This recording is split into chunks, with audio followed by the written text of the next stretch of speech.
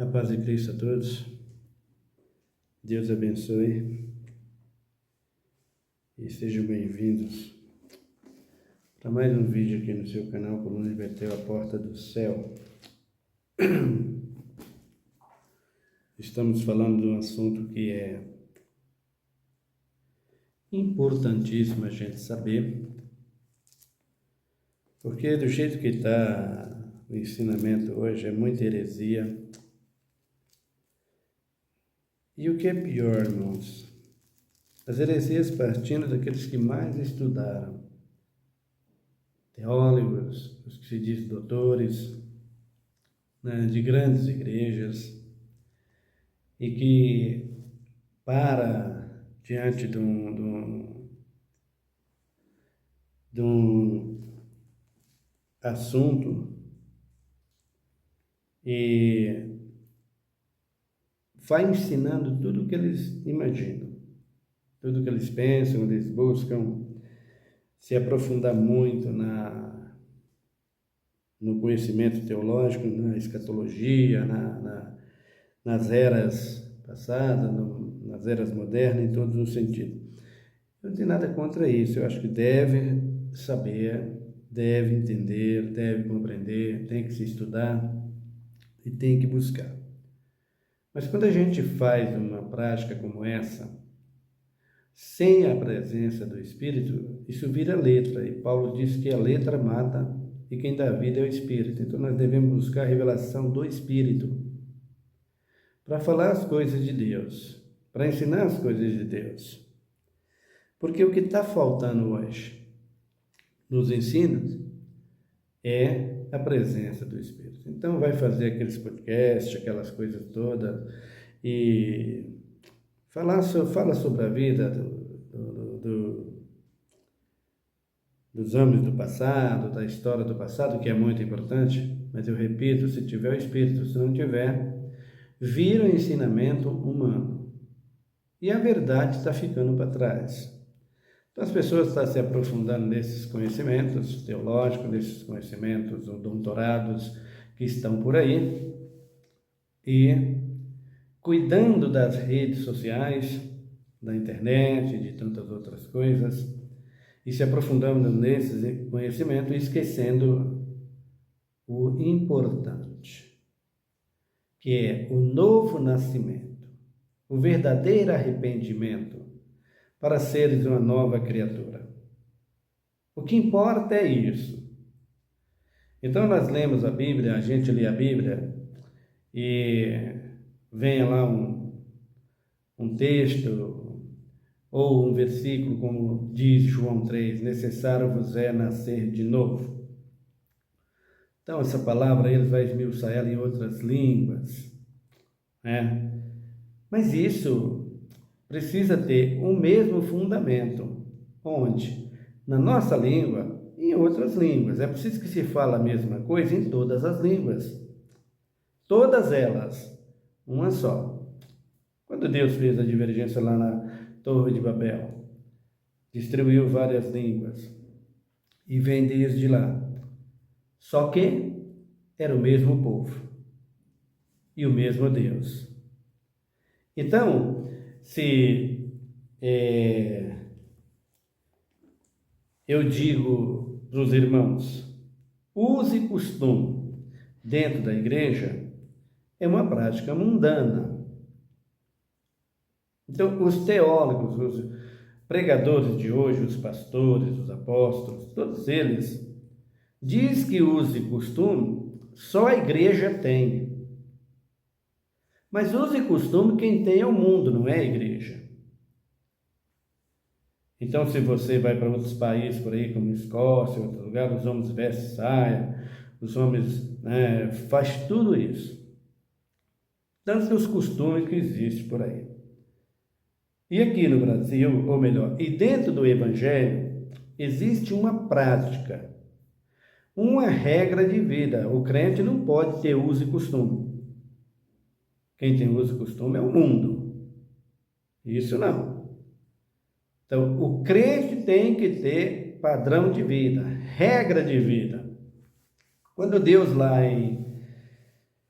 Deuteronômio 22, ele diz assim para Moisés, 22, 5, Moisés, é para você disciplinar o povo, e essa é uma lei. Está lá a lei. Que não haverá atrás do homem da mulher, nem vestirá o homem vestido de mulher. Quem faz isso é abominação ao Senhor teu Deus. Viu, Moisés?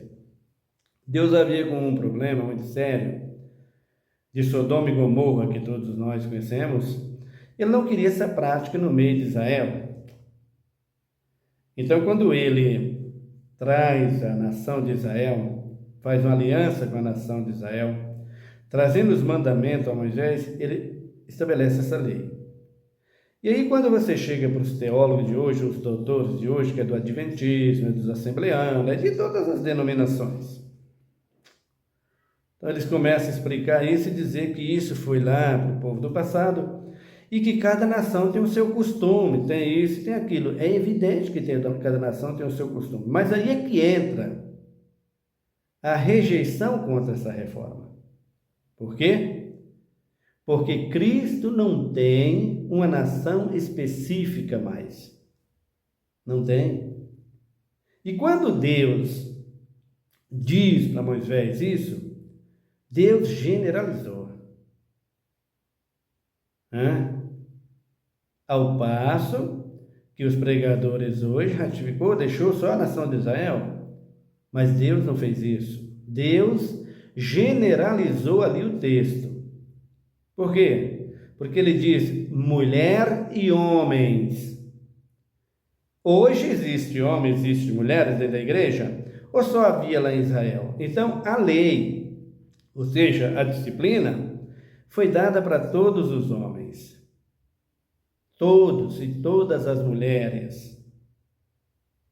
Então, quando eles vão pregar, ele diz, mas lá na Escócia a pessoa veste assim, a pessoa veste assado, porque a língua do grego quer dizer assim, o hebraico quer dizer, isso não importa. Isso não interessa.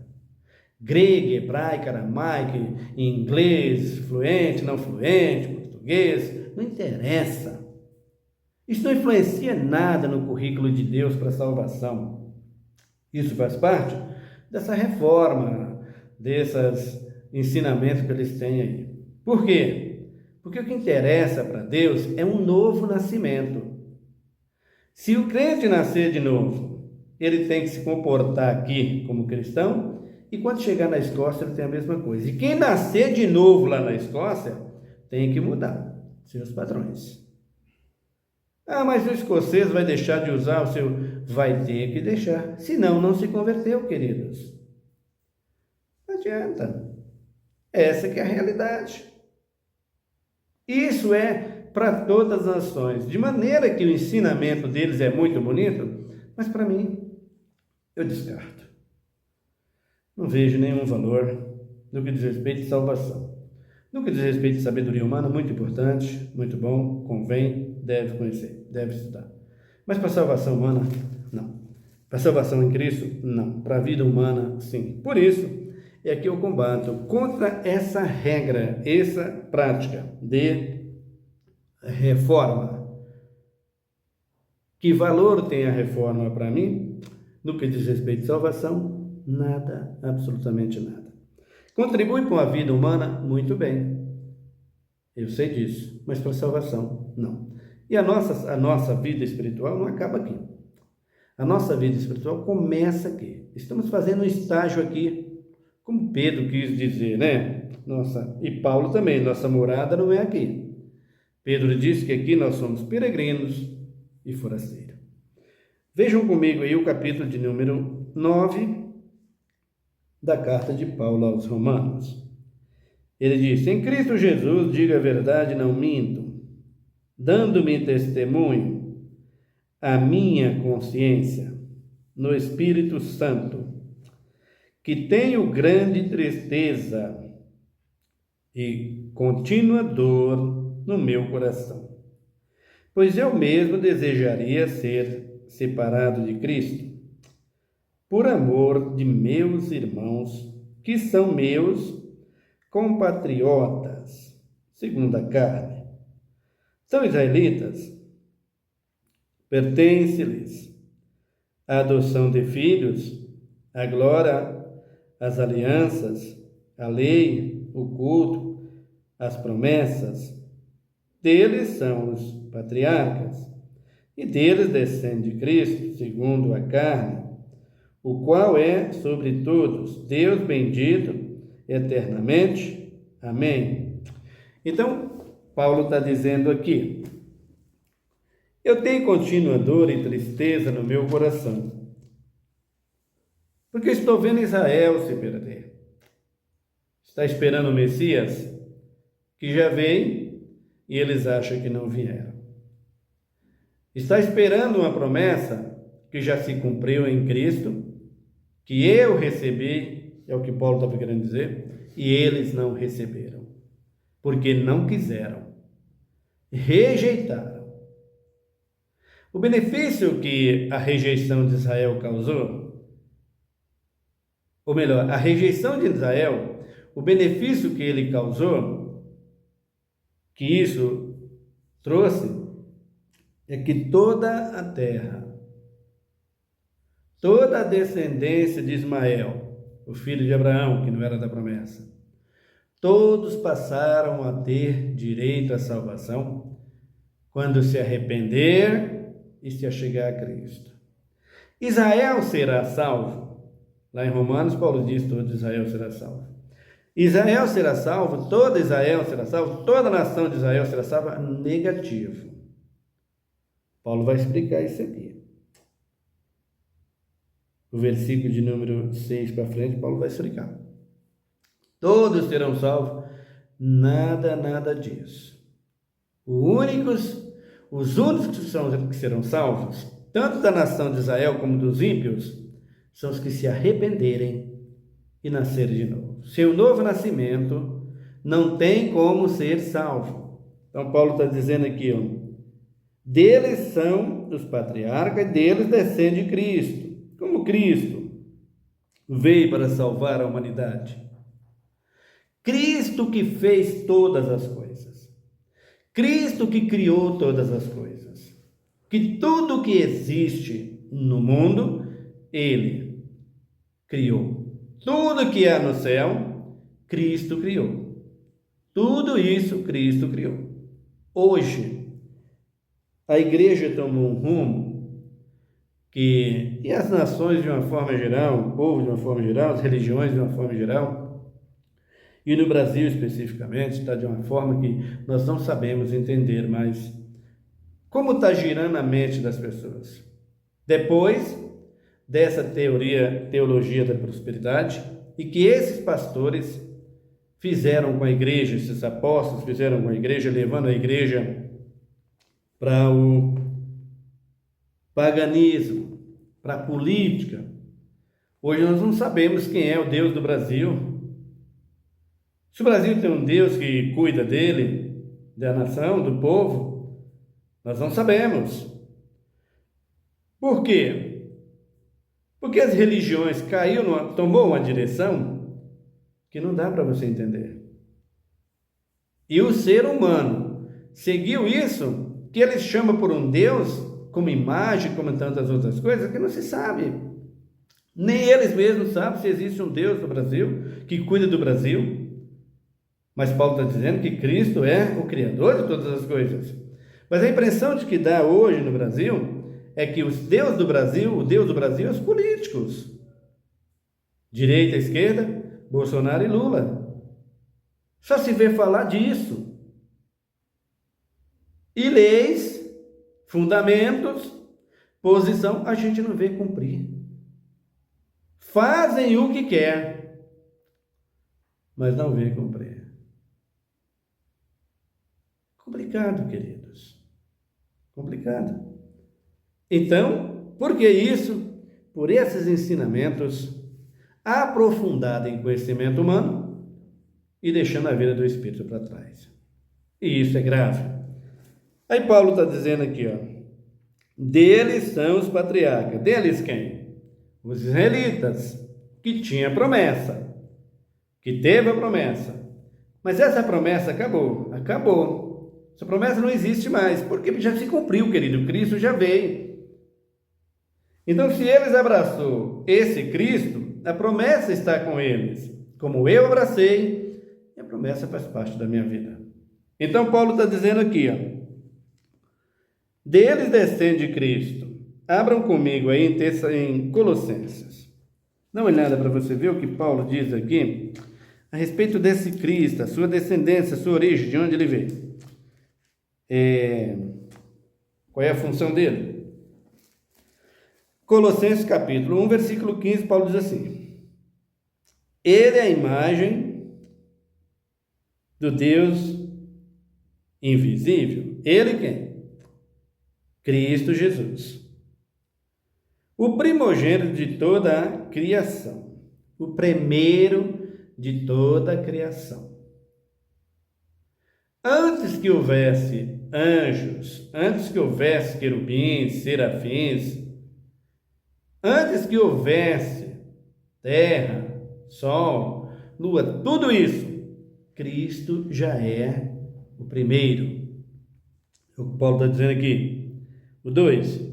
Pois nele foram criadas todas as coisas que há nos céus, na terra, visíveis e invisíveis, sejam tronos, sejam dominações, sejam principados, sejam potestade, tudo foi criado por ele e para ele. Tudo vem de Cristo. Tudo pertence a Cristo. Por isso, se você não nasce de novo, você não pertence a Cristo. Numa reforma, não dá. Ele criou, ele fez, ele não reformou. Aí ele diz aqui, 17. Ele é antes de todas as coisas, e todas as coisas subsistem por ele. Ele é a cabeça do corpo, isto é, a igreja, e o princípio, ou melhor, o príncipe, o primogênito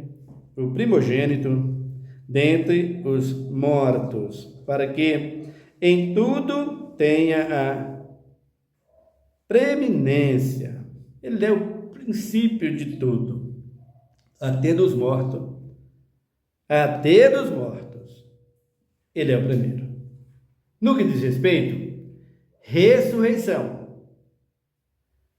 Levantado a terra. Ele é o primeiro da ressurreição.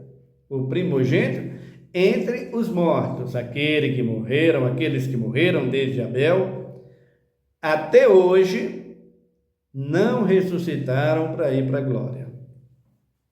Só Cristo em primeiro lugar, e depois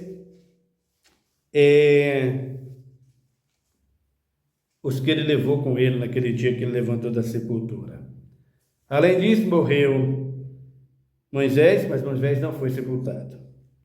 Então ele diz aí, o versículo 19: pois foi do agrado do Pai que toda a plenitude nele habitasse, e que, havendo por ele feito a paz pelo sangue da sua cruz, por meio dele reconciliasse consigo mesmo todas as coisas, tanto as que estão na terra como as que estão nos céus.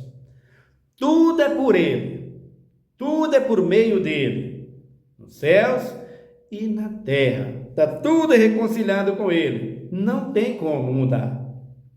Então, se você pensa, nós pensamos, ou o povo pensa, a ciência acha, e todos os seres que estudam a natureza, a terra, a criação, pensam que existe um outro Deus, como por exemplo, já faz 10.000 anos, já faz 200 milhões de anos, já faz 300 milhões de anos, não existe nada disso na criação divina. No que diz respeito, vida terrena e humana e animal, mundo vegetal, não existe mais do que 6 milênios. Não existe mais dinossauro. Os ossos foram encontrados, diz a ciência, com não sei, bilhões de anos, milhões de anos. Galáxia que existe com mais de... Não tem nada disso, queridos. Fale o que quiser. Os anjos não se pode saber qual é o tempo da existência deles. Isso é fato. Agora, o ser humano, a terra, os vegetais, o mar e tudo que há nele, o céu, esse céu que nós vemos, 6 mil anos. Tem nada de milhões. Não existe. Completou o 6º milênio, agora está fechando o 6º selo agora, que é o 6º milênio. Cristo voltará e afundará tudo isso aqui, acabará com tudo isso aqui. E ele, como Senhor de tudo e de todos, levará a sua igreja, do qual ele é o corpo, que ele está dizendo aqui, do qual ele é a cabeça. A igreja é o corpo, do qual ele é a cabeça. Ele vai levar toda a sua igreja e acabar com tudo isso aqui. É fato, é realidade, acredite quem quiser. O estudo que a teologia dá, a ciência dá, o conhecimento humano dá, pode falar o que quiser. Cristo é sim, amém, acabou e nada mais. Sim, sim e não, não. E você tem que passar por esse processo de um novo nascimento e deixar de ser um reformado. Quando você nasceu de novo, que você se tornou uma nova criatura. Paulo disse, se alguém está em Cristo, nova criatura é. Coisas velhas passaram, tudo se fez novo. Os costumes do mundo saíram. Quando você passou a ser uma nova criatura. Os costumes das nações passaram. Você passou a ser a nova criatura. Você vivia queimando uma vela para o seu anjo da guarda? Você vivia com galho de arruda? Você vivia com água benta nas encruzilhadas? Você vivia com búzio, jogando e adivinhando a sua sorte? Você vivia de adivinhando o seu signo? Você vivia com isso? Na astrologia, na numerologia? Essa era a sua regra de vida? Se você nasceu de novo, você é nova criatura, agora você vê a Cristo. Acabou. Sua direção é para o céu, não para a terra.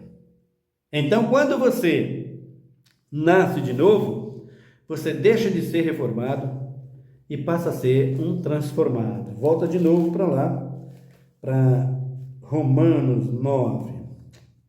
Paulo está dizendo aqui, em Romanos 9, no versículo de número 6. Vejam aqui. É o 7 ainda, né? Eu vou ler o 6 agora. Não que a palavra de Deus haja falhado, pois nem todos os que estão de Israel são israelitas. Percebe, queridos, o que Paulo está dizendo? Não adianta você dizer, porque eu sou da igreja tal, e o que a escatologia faz hoje, o que os ensinos faz hoje, é saber qual a igreja que o adventismo é contra as outras denominações. As outras denominações criticam o adventismo por causa dos mandamentos. Queridos, mandamento e lei é para toda a raça humana. Nós somos adventistas. Mandamento e lei é para quem nasceu de novo. É para quem é nova criatura. Não adianta o adventismo dar o ensinamento só sobre o sábado, porque existe o 10º mandamento. Se eles não passar por um processo do novo nascimento através do 10º mandamento e guardar só o sábado, muda nada. Vai perecer a mesma coisa. São 10 para se cumprir. Não terás outros deuses diante de mim. Então, quando se pergunta, a salvação vem através do sábado? Nada disso. A salvação vem através do arrependimento, do novo nascimento. Quem nasceu de novo, se arrependeu e nasceu de novo, é óbvio que vai guardar todos os mandamentos, inclusive o sábado. E por que Jesus bate tanto no sábado desde Israel? Porque o sábado, sendo descanso desde o Éden, os comerciantes aproveitaram para negociar em cima dele. Aí que está o problema. E ele ficou como sendo uma marca, uma arte para as pessoas, para os comerciantes. Pô, está todo mundo de folga, então vamos comercializar. Por exemplo, 12 de outubro, lá em Aparecida do Norte, não é considerado o dia da Santa, mas você chega lá em Aparecida do Norte, é o dia que mais trabalham aqueles que lá estão. Obedece? Não obedece nada. Por isso é que Cristo bate em razão do sábado, porque é símbolo de uma marca. A marca do descanso, da obediência do próprio Deus com Ele mesmo. E descansou. Então, as igrejas vivem nesse pé, uma batendo contra a outra, e outro contra o outro, e por aí afora vai, e vem calvinista, e vem o metodista, vem a igreja, os luteranos, os de Martinho Lutero, e essa coisa toda. O que não traz fundamento nenhum. Só o que Paulo diz: amontoar-se-ão de doutores, curadores, esquecerão do novo nascimento, de ser uma nova criatura. E aqui Paulo está dizendo, pois nem todos os que são de Israel são israelitas, nem por serem descendentes de Abraão, são todos seus filhos. Olha o que Paulo diz: nem por serem descendentes de Abraão, são todos os seus filhos, pelo contrário, em Isaque será chamada a tua descendência. Eu sou filho de Deus. Quem diz que você é filho de Deus se você adora a imagem de um santo, de outro, de outro, de outro, e você vive correndo atrás disso, daquele? Quem diz que você é filho de Deus? Você é uma criatura, querido. Para você ser filho, tem que abandonar tudo isso. Acreditar em um Deus que está vivo, como Paulo está dizendo em Colossenses. Invisível e real. Aí ele diz aqui, lá no capítulo de número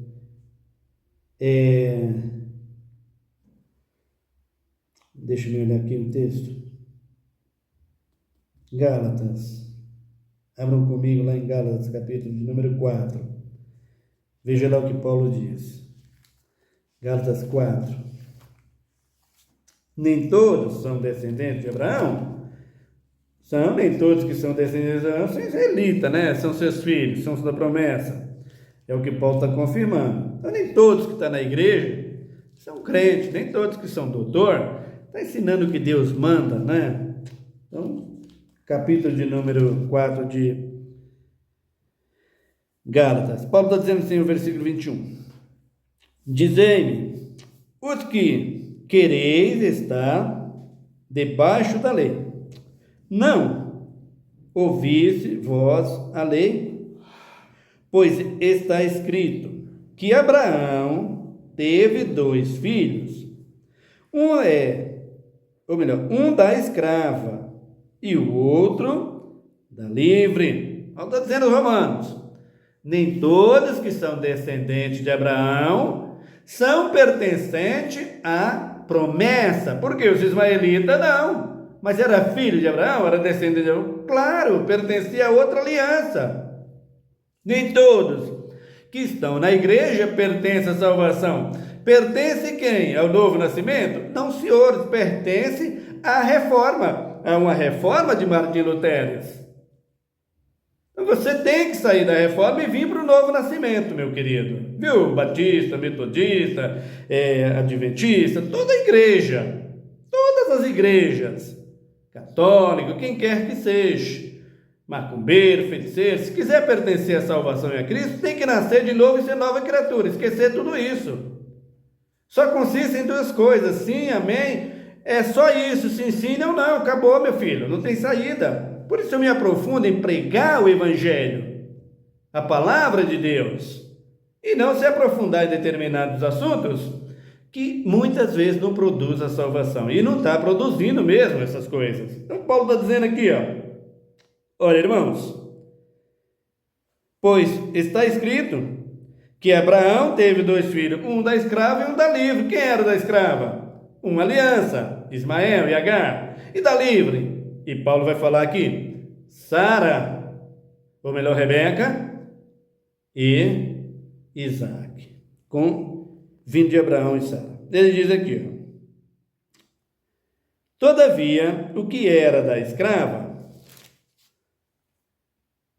nasceu segundo a carne, mas o que era Da livre? Por promessa. Como é que nasceu? Como é que nasceram os dois? Vamos ver o nascimento deles? Por exemplo, está lá em Gênesis, não vou abrir lá. Mas você já conhece a história, você já conhece esse fato, essa realidade. Sara duvidou de Abraão por causa da sua idade, porque já era de 75 anos. Abraão recebeu a promessa que ele seria pai de muitas nações. Entendeu Abraão a promessa? Sara ouviu e duvidou. Não tem mais jeito, Abraão, como você pode ser pai com 75 anos? Mas ela olhava mais para ela, que já tinha perdido o costume das mulheres. Então achava impossível. O que Sara faz? Abraão, do jeito que você está, você não vai ter filho nunca. Quer ter um filho? Está aí a tua criada, está aí a minha criada. Pega ela, vai, tenha filho com ela então, já que você quer ter. Sara duvidou. Abraão se deitou com Agar. E o filho veio, Ismael. E aí está.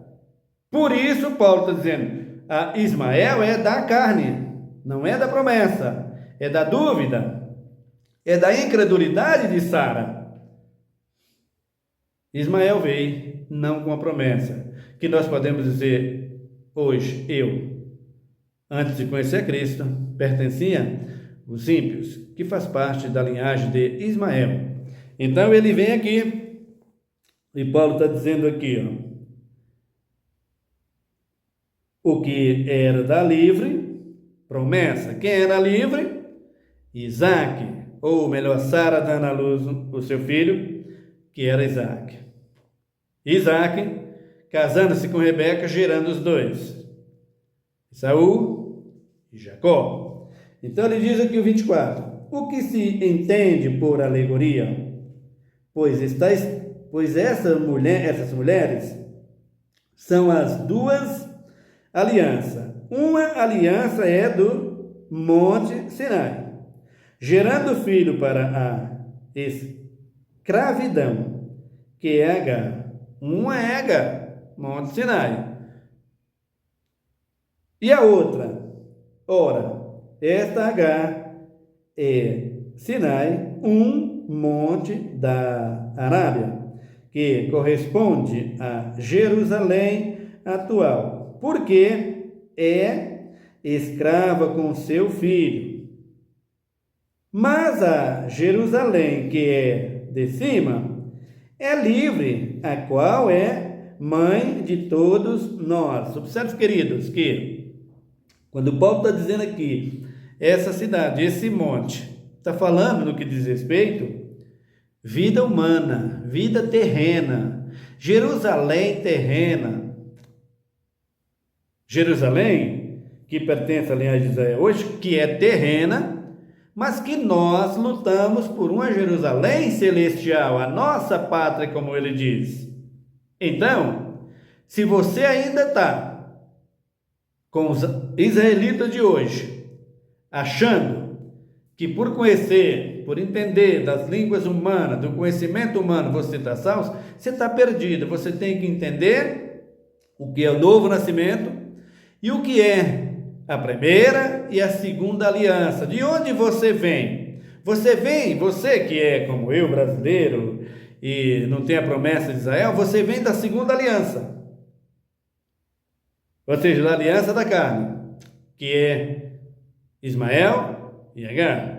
E você que é israelita, você vem da aliança que é a aliança da promessa de Abraão, de Isaac e de Jacó, que veio para Israel. Então, todos os israelitas faz parte. Mas o que acontece? A promessa se cumpriu em Cristo, e tendo cumprido em Cristo, os israelitas não aceitaram. Ficaram fora. Eu, em Cristo Jesus, entrei nessa promessa. Aí Paulo está dizendo aqui, ora, ou melhor, é o versículo de número 27. Pois está escrito, alegra-te, ó estéril, que não dá luz. Esforça-te e clama, tu que não está de parto, porque os filhos da abandonada são mais do que os da que tem marido. Observe que os filhos de Ismael seria mais populoso, mais gente do que os filhos de Abraão, Isaque e Jacó. Então, o que Paulo está querendo dizer com isso? Nós que somos ímpios, ou melhor, os que são ímpios, vai tomar uma posição de conversão em Cristo, de novo nascimento, muito mais do que os israelitas, os da promessa, porque negaram a promessa. Então, abra comigo aí, também em Gálatas 3:8. Paulo diz aqui: ora, tendo a Escritura prevista que Deus havia de justificar pela fé os gentios, anunciou primeiro o evangelho a Abraão, dizendo: em ti serão benditas todas as nações da terra. Olha, querido, já vem de lá a promessa. Em Abraão já estava anunciado que os ismaelitas haveriam de se converter por meio de Jesus Cristo, no seu novo nascimento, numa vida transformada e não reformada. Por isso a reforma para Cristo na salvação não tem valor nenhum. Ore comigo nesse momento.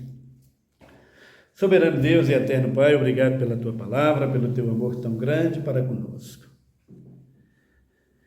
Necessário vos é nascer de novo. Foi o Senhor que disse. E nós abraçamos isso com amor, com fé, com coragem, com resiliência, com muita disposição. Meu Deus e meu Pai, acima de tudo, com determinação, empatia, para que os outros possam se achegar a Ti através de nós. Por isso eu prego assim, Senhor. Por isso eu ensino assim. Não tem preocupação com determinados conhecimentos no que diz respeito à vida humana. Porque para a vida humana eu preciso muito mais de um bom caráter, respeito, dignidade e honra. Não que aprender é errado, nunca foi e nunca será. Mas quero, em primeiro lugar, buscar o teu reino, como diz a tua palavra. Dê-me sabedoria a cada dia, para ensinar aos meus irmãos o caminho da justiça e da verdade. Essa igreja que está caída, pelos meios, oh meu Deus e meu Pai, que estão por aí, que nós podemos dizer frutos, que não tem, produz fruto para Ti. Políticos, parece até que o Deus deles não é mais o Deus de Abraão, de Isaque e Jacó, mas sim o Deus da direita, o Deus da esquerda, que é o homem, que só serve para matar, roubar e destruir, pelas mãos de Satanás. Mas Tu és Deus bendito eternamente, amém. Dá-nos sabedoria e nos ajuda a Te servir. Abençoa a nossa nação, sara a nossa terra. Tenha misericórdia, Pai, dos enfermos, dos leitos de dor. Tenha misericórdia da medicina de uma forma geral. Tenha misericórdia, meu Deus e meu Pai, dos que estão pregando o Teu Evangelho em cada canto desse mundo, dos que estão nos presídios.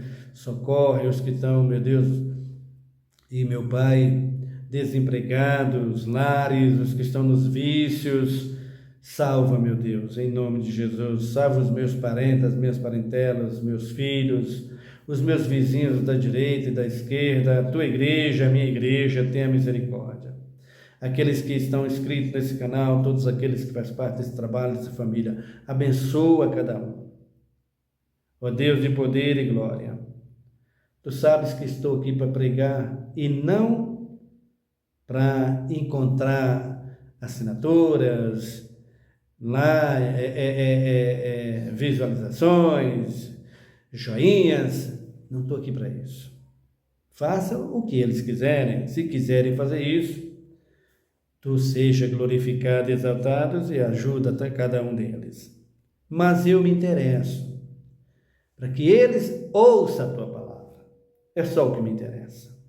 Ouvem a Tua palavra e saiba que não há um outro Deus senão o Senhor. Por ti, Jesus, são feitas todas as coisas. E quem em ti, Jesus, não nascer de novo, não pertence ao teu reino. Sim, há uma reforma que só leva ao pó e fica para um fogo eterno. Por isso nós te pedimos, Pai, que nos ajuda a ser novas criaturas e te glorificar hoje e para sempre, em nome de Jesus Cristo, Redentor. Amém. Que Deus te abençoe, meu irmão. Até o nosso próximo vídeo.